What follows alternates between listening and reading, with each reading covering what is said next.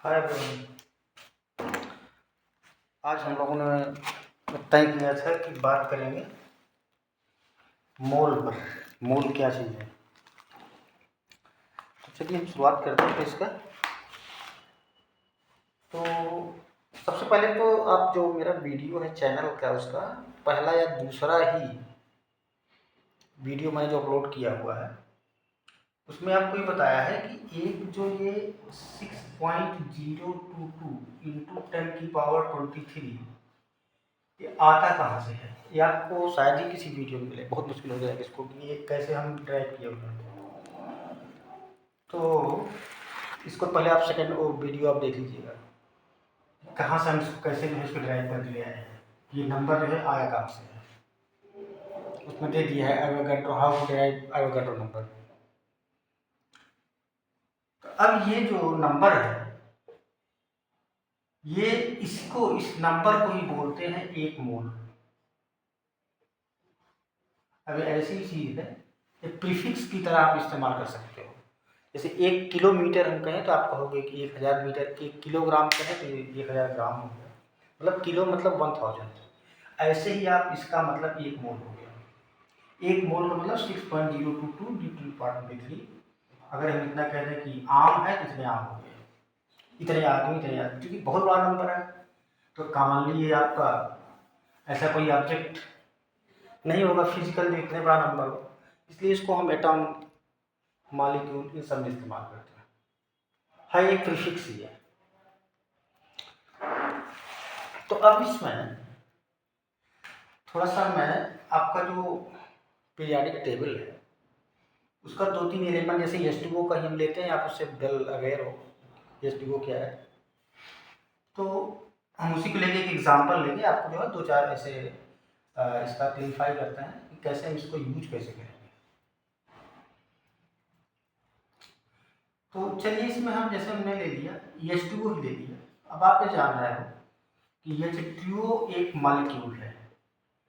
Molecule क्यों कहते हैं, ये आपको अगर डिफाइन ना कर किए हो कभी तो आप समझ लो कि मॉलिक्यूल ऐसे स्मॉलेस्ट पार्टिकल होते हैं जो कि इंडिपेंडेंटली रह सकते हैं एक्सेप्ट इनर्ट गैसेस।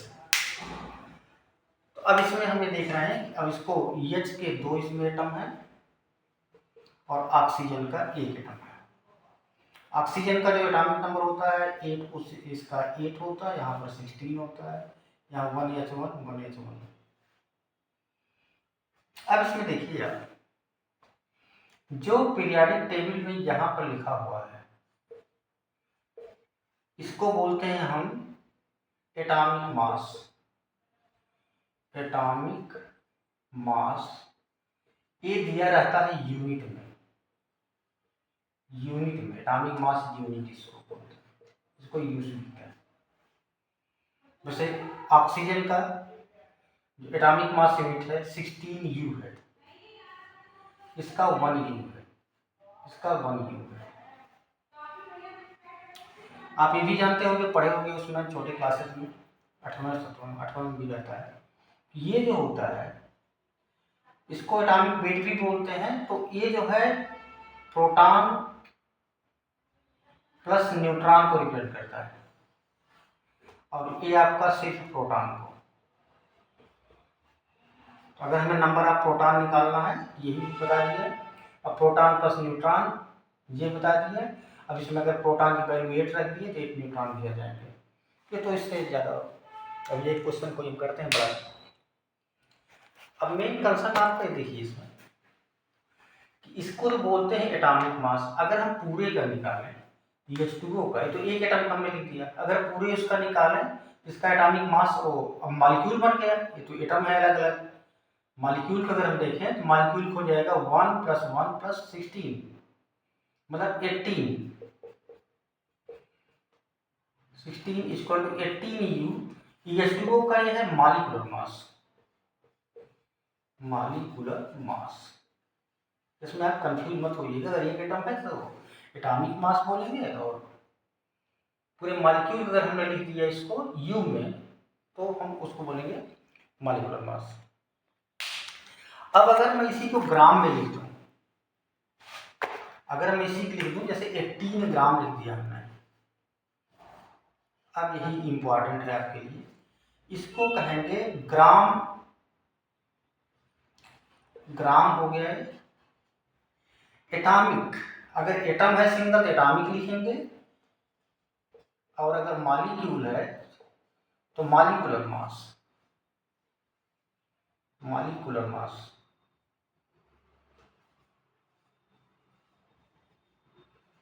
अब यही आपके लिए इंपॉर्टेंट है।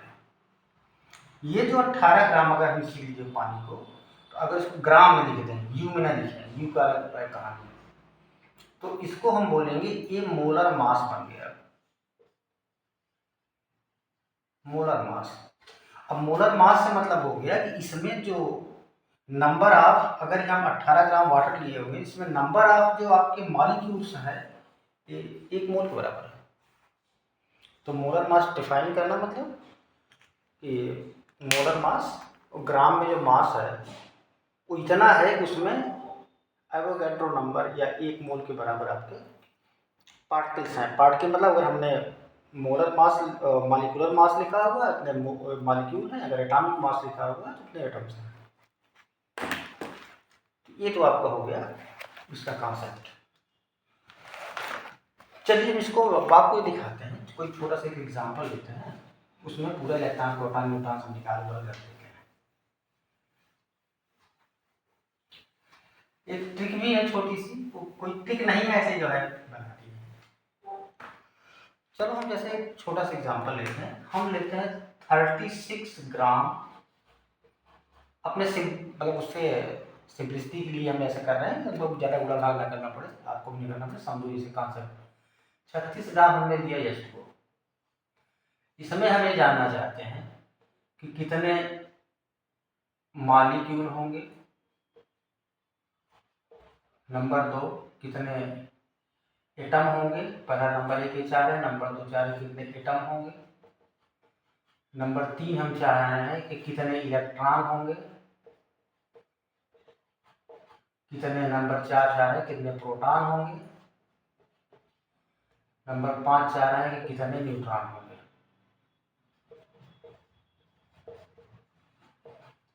ये हमने 36 ग्राम पानी ले लिया, उसको हम पी गए, तो इसका मतलब हम कितने जो है मॉलिक्यूल पी गए, कितने एटम पी गए, कितने इलेक्ट्रॉन पी गए, कितने प्रोटॉन, कितने न्यूट्रॉन, हम इसको इसी की बात कर लेते हैं, पूरा को समझ में आ जाएगा इसी से। अब देखिए इसमें पहली बात तो हम इसमें देखें कि मोल कितना है, तभी मॉलिक्यूल निकल पाएंगे। चलिए हम कैसे खींच देते हैं, कैलकुलेशन छोटा छोटा ही कर देते रहेंगे आपको आप। तो 36 ग्राम है, हम और भी ले सकते हैं, कोई भी ले सकते हैं, हमेशा 36 ग्राम इसलिए लिए हैं इससे डिवाइड करना आसान है। तो पहले इसका मोलर मास कितना है, मोलर मास ऑफ H2O अभी मैंने निकाला था 1 + 1, EH का 1 हो गया, ABH का 1 हो गया, प्लस ऑक्सीजन का आपका 16 होता है, तो टोटल मिलाकर हो गया था 18। अब 18 को हम ग्राम में लिखते थे, आपका हो गया मोलर मास इसका। 1 मोल का 18 ग्राम है, 36 ग्राम में कितना मोल होगा, तो नंबर ऑफ मोल, तो पहला क्वेश्चन चलो हम यहाँ लिख दिए number of mole. Number of mole कितना होगा, तो ये हुआ आपका 36/18, मतलब 18 ग्राम केक है और ये 36 ग्राम है, मतलब 2 मोल आया। तो पहला तो क्वेश्चन आपका ही हो गया, एक क्वेश्चन आ सकते हैं आप 10वें ग्राम में नाम सब में आ सकता है, तो इम्पोर्टेंट है, ये पूरा समझिए। हो गया आपका 2 मोल हो गया। अब मॉलिक्यूल कितने होंगे, चलो हम एवोगैड्रो नंबर को, एवोगैड्रो नंबर कितना है 6.022 इंटू 10⁻23 को, इसको A नॉट भी लिखा जाता है या N नॉट भी लिखा जाता है, N0 या A0। तो अगर ये 1 मोल होता तो उसमें A नॉट के बराबर हमारे पार्टिकल होते, मॉलिक्यूल होता। अगर ये कितना है हमारा 2 मोल आया है, तो नंबर ऑफ मॉलिक्यूल अगर हम लिखना चाहें तो कितना हो गया 2 इंटू ए नाट। इस फॉर्म में आ गई एक बात, जैसे 1 मोल में ए नाट के बराबर तो 2 मोल में। नंबर ऑफ एटम अगर आप चाहते हो तो नंबर ऑफ एटम में, अब एक मॉलिक्यूल में 3 एटम है, तो एक मॉलिक्यूल में 3 एटम है, इसका अगर हम कहें 2 मॉलिक्यूल में तो 3 दूनी 6 हो जाएंगे। तो कुल हमारे पास इतने मॉलिक्यूल है, ये मॉलिक्यूल है। अब एटम कितने हो जाएंगे 2a नॉट, और एक मॉलिक्यूल है एटम, इसमें एक उसमें जो है 3, भाई एक H है, एक H है, एक O है, तो 3 हो गया, मतलब 6a नॉट, 6a नॉट आपके एटम हो गए। अब अगर हमको निकालना है चलो कि कितने इलेक्ट्रॉन है, कितने प्रोटॉन है, कितने न्यूट्रॉन है, तो चलो पहले देख लेते हैं। यहाँ पे ध्यान से देखिए 1H1। अब आप जानते हो कि इसको बोलते हैं एटॉमिक नंबर, इसको बोलते हैं एटॉमिक वेट, एटॉमिक मास बोलते हैं। ये होता है आपका P+N और ये आपका होता है P, जब प्रोटॉन हो गए, प्रोटॉन प्लस न्यूट्रॉन हो गए। तो हाइड्रोजन के केस में, गैस के केस में, इसमें आपका प्रोटॉन हुआ 1, P=1 आया। जितना प्रोटॉन होगा उतना इलेक्ट्रॉन होगा अगर वो न्यूट्रल है तो इसका मतलब इलेक्ट्रॉन भी इसमें कितना है 1 है, जबकि प्रोटॉन कितना है इसमें 0 है। यहाँ पर P जगह 1 रखोगे प्लस N=1, मतलब 1 प्लस N= यहाँ पर कितना आया 1, N= कितना आया, इधर जाएगा 0, मतलब इसमें सॉरी न्यूट्रॉन इसमें 0 है, न्यूट्रॉन इसमें क्या हो गया 0 है। तो अगर हम दूसरा ऑक्सीजन का 8O16, मतलब P= आपका 8 है, और ये भी आपका E भी आपका 8 ही होगा, और N इसमें इसको माइनस करेंगे, ये भी आपका 8 आएगा। मतलब अगर एक H2O हम लें तो उसमें जो टोटल इलेक्ट्रॉन एक हो गया आपका, एक इलेक्ट्रॉन इसमें, तो 2 मिला 2 है H के, तो 2 इलेक्ट्रॉन हो गए, और 8 इसमें, 2 + 8 = 10। टोटल प्रोटॉन ये भी अपना 10, ये भी आपका 10 हुआ। टोटल न्यूट्रॉन इसमें दोनों गैस में तो है नहीं, केवल यही है 8 हो गया। अब देखिए इसमें सिंपली इसको कर लीजिए आराम से। तो 36 ग्राम में 36 ग्राम में इलेक्ट्रॉन कितना, चलो पहले जो भी लिख लो, न्यूट्रॉन लिख लो। आप न्यूट्रॉन कितने टोटल मॉलिक्यूल है 2a नॉट है मॉलिक्यूल, और एक उसमें जो 8 है, तो कितना हो गया है न्यूट्रॉन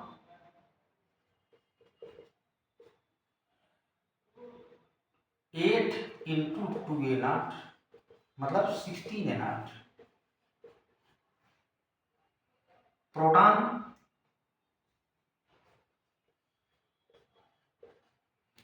एक मॉलिक्यूल में 10 है, 10 × 2a नॉट मतलब 20a नॉट, और यही बराबर आपके इलेक्ट्रॉन के। इलेक्ट्रॉन को 10 × 2a नॉट = 20a नॉट। अब ए नॉट का मतलब यही हो गया आपका, ये नॉट क्या है आपका 6 पॉइंट, भैया होगा तो नंबर। इसको ध्यान से एक बात कर लेना, ये कैसे आया हुआ है, ये कहीं है नहीं, मैं तमाम उसमें देखा है वीडियो आजकल के, तो कैलकुलेशन से आ गए थे। तो मेरे ख्याल से इलेक्ट्रॉन, प्रोटॉन, न्यूट्रॉन, एटम, ये सब मॉलिक्यूल आ गए, सब ऑप्शन आ गए होंगे। एक छोटी सी इसमें आपको बता देता हूँ, एक ट्रायंगल का वो था, उसको देख लीजिए। फिर हम कल जो है PV=nRT पर बात करेंगे, और थोड़ा सा इम्पोर्टेंट होगा 11th 12th के लिए, और 9th 10th तो है ही। एक कैलकुलेशन इजी करने के लिए एक ऐसा क्या करूँगा, एक ऐसे ट्रायंगल बना बहुत यहाँ पर एक ऐसे बीच में कर लो, ये आप लोग देखे होंगे कहीं जगह बनाते रहते, कोई नया आविष्कार नहीं है। एक में चलो आप लिख दो मास, एक में मोल लिख दो, एक में लिख दो मोलर मास।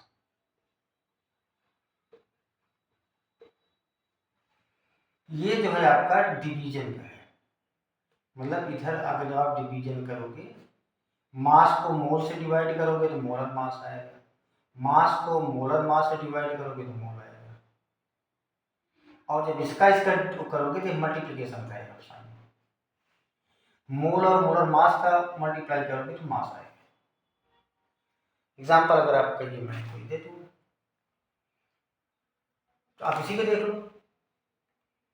मान लो हम पूछे कि 360 ग्राम में कितने जो है मोल होंगे, तो आपको हमने दिया है मोल निकालना है आपको, तो मास और मोलर मास को हम कह रहे 360 ग्राम आपका H2O होगा, इसमें कितने मोल होंगे, तो 360 ग्राम हो गया आपका ये मास, इसका मोलर मास अभी हम लोग देखिए 18 आता है, 18 से डिवाइड कर लो तो 10 मोल हुआ है, नंबर ऑफ मोल आपका आ गया 10। दो दिया रहेगा, तीसरा मतलब अगर ऊपर से ऐसे करते हो, जैसे ये दिया है डिवाइड कर दो दिया जाएगा, ये दिया है इसको डिवाइड कर दो दिया जाएगा, इसका दोनों मल्टीप्लाई कर दो दिया जाएगा। CO2 को अगर लेना है, कार्बन डाइऑक्साइड का, कार्बन कितना होता है 6 तो 12 हो गया प्लस 2 गुणे इसका 16 हो गया, मतलब 44, 12 प्लस 32 दैट इज 44। इसका अगर 44U लिखा है इसका मतलब एटॉमिक मास बता रहा है, लेकिन अगर 44 ग्राम लिखा हुआ है तो मोलर मास बता रहा है। मेरे ख्याल से समझ में आ गया होगा कैसे उसका कैलकुलेशन करते हैं। अब कल जो है आपका थोड़ा सा आगे मैं बढ़ा दूंगा इसी को कि हम कैसे PV=nRT को हम कैसे ले आए। सबसे इम्पॉर्टेंट है ये, पूरा फिजिक्स केमिस्ट्री दोनों के लिए है, आप इंटरनेट में चाहे जहाँ पढ़ोगे सब जगह पे है। PV=nRT के लिए हमने इस पर बात कर ली, इस पर बात कर ली, P पर V पर टेम्परेचर पर बात कर लिए, NR पर और बात करेंगे कल हम, कल संडे है, कल थोड़ा बड़ा वीडियो बनेगा 1 घंटे का। N पर बात कर लेंगे, R पर बात कर लेंगे, फिर इसको हम जो है कैसे हम इस पर न्यूमेरिकल सॉल्व कर, न्यूमेरिकल बहुत आते हैं इसके, तो समझ लो जान है एकदम फिजिक्स केमिस्ट्री दोनों का 11-12 के लिए। तो ठीक है, हमारे पास समझ आ गया होगा, आप कमेंट डालिए, अगर नहीं समझ आता तो इसे समझाएंगे। उसको आप जरूर देख लीजिएगा कि 6.022 × 10⁻23 कहाँ से आता है। ये मेरा स्पेशली जो है कैलकुलेशन में मुझको मिला है, कहीं से मुझको किसी वीडियो है उससे मैंने उसको नहीं किया है, आप उस पर देखिए वही आएगा। 1 ग्राम में कितने जो है आपके एटम्स होंगे। ठीक है, थैंक यू।